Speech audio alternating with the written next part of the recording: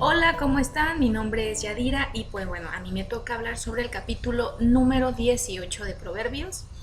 Y pues antes de iniciar, quisiera retomar un poquito lo que han estado hablando todos sobre el libro de Proverbios.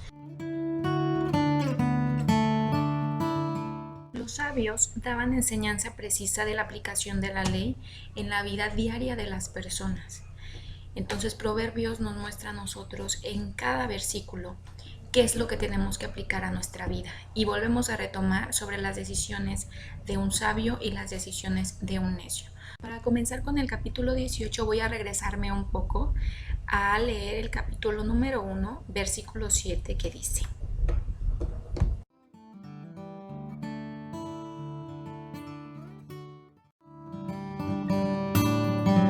Y este versículo es base para continuar leyendo todos los capítulos del libro de Proverbios. El temor a Jehová, para quienes no le conocen, no leen su palabra, es el miedo, es miedo a.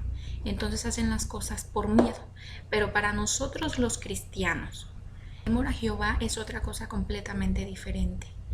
Significa reverencia, significa fidelidad, significa seguir, y en resumen es la obediencia. Y la obediencia es aborrecer el mal. Entonces en nuestra vida diaria eso es lo que tenemos que hacer. El temor a Jehová es obedecerle.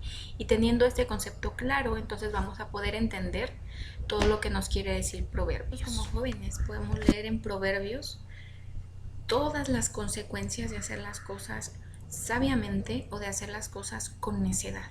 Entonces no hay necesidad, jóvenes, de pasar por un momento desagradable o por una situación desagradable, por tomar decisiones insensatas. Y entonces de ahí poder aprender de las promesas de Dios. No hay necesidad. Proverbio nos está diciendo cómo es que tenemos que conducirnos para evitar todo eso. Es una alerta, es una lista de consecuencias que es como si un profesor le estuviera enseñando al alumno cómo debe dirigirse, y es como si también un padre le está enseñando a su hijo cómo dirigirse. Entonces, como jóvenes, no seamos necios. A veces creemos que podemos hacer las cosas solos, y que nosotros, sobre todo que creemos en Jesucristo y en su palabra, no podemos conducirnos por la vida así. Habrá otros jóvenes que no creen en la palabra de Dios y ellos quieren tomar sus propias decisiones, pero nosotros que sí creemos en Dios no podemos tomarnos esa libertad, porque dependemos de Dios y de su voluntad. Y para saber cuál es la voluntad de Dios necesitamos conocerle a Él. Para mí Proverbios personalmente ha sido de gran bendición. Nunca lo había tomado de capítulo por capítulo, pero me ha servido mucho. No esperen a pasar por una situación o a tomar una mala decisión para poder aprender. No es necesario. Podemos aprender todos los días leyendo la palabra y meditando en ella. Los voy a invitar a que ustedes en su casa lean el capítulo completo, eh, y yo lo fraccioné sobre lo que me parece más importante y el tema principal en lo que se centra este capítulo. En el versículo número 6 dice: los labios del necio traen contienda y su boca los azotes llama. Y una de las cosas importantes que habla esto es que los necios no se preocupan por hablar cosas del bien. Los necios no se preocupan por edificar a otros con sus palabras, se preocupan simplemente por sí mismos. Dice capítulo 8: las palabras del chismoso son como bocados suaves y penetran hasta las entrañas. Ahorita tú escuchas a cualquier gente y se juntan a chismear sobre otras personas. Si nos ha pasado esto, pues yo creo que es momento de ponernos a pensar realmente qué es mejor, orar por las personas o andar haciendo chismes.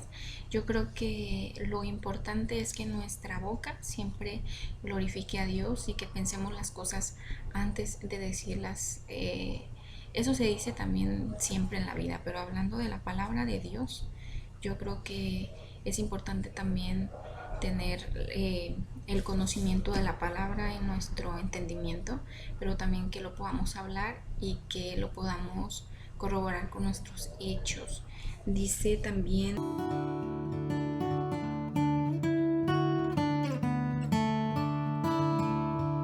quiere decir que la lengua puede hablar de la muerte o puede hablar de la vida. Si tú hablas de la vida, entonces estás hablando de Jesucristo, de lo que Dios hace, de la palabra de Dios, de lo que Dios ha hecho en tu vida. Eso me hace pensar en cuántas veces hemos emitido palabras de nuestra boca que dañan a otras personas y que en vez de edificar hacen todo lo contrario, destruyen hasta a veces nuestros actos o nuestro testimonio que hemos dado. Con simplemente hablar podemos destruir muchas cosas.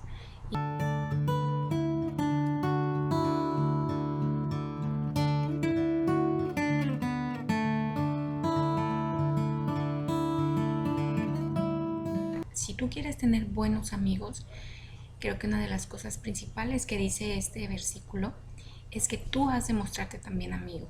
Tú debes de ser también un buen amigo y para eso debes prepararte y para eso debes de saber qué se requiere para ser un buen amigo. Y nos hemos de mostrar amigos, también necesitamos con la palabra enseñar a otros. Y yo recuerdo que uno de mis amigos estuvo conmigo en situaciones muy difíciles y aunque no hubo un acercamiento personal, es decir, de vernos frente a frente, me apoyó muchísimo en oración y me apoyó muchísimo en el seguimiento a lo que yo estaba pasando y a lo que estaba viviendo. Y en vez de juzgarme, estoy segura que estuvo orando y hubo una exhortación. Y aunque a veces te duele que lo hagan de esa manera, es lo mejor y te das cuenta de los buenos amigos con los que Dios te bendice. Porque una amistad siempre se nos ha dicho lo importante también de tener buenos amigos. En el versículo número 22 dice: el que haya esposa halla el bien y alcanza la benevolencia de Jehová. Recordé una predicación que escuché, ahorita la verdad no recuerdo el nombre del pastor, pero decía que la mayoría de las veces a tu esposa o a tu esposo lo vas a encontrar dentro de tus amigos, porque es con quienes te relacionas y es con quien eres realmente, te muestras realmente como tú eres. Y en el caso de nosotros que buscamos a un esposo o que ustedes buscan a una esposa conforme al corazón de Dios, qué importante aprender primero, antes que cualquier cosa, ser un buen amigo.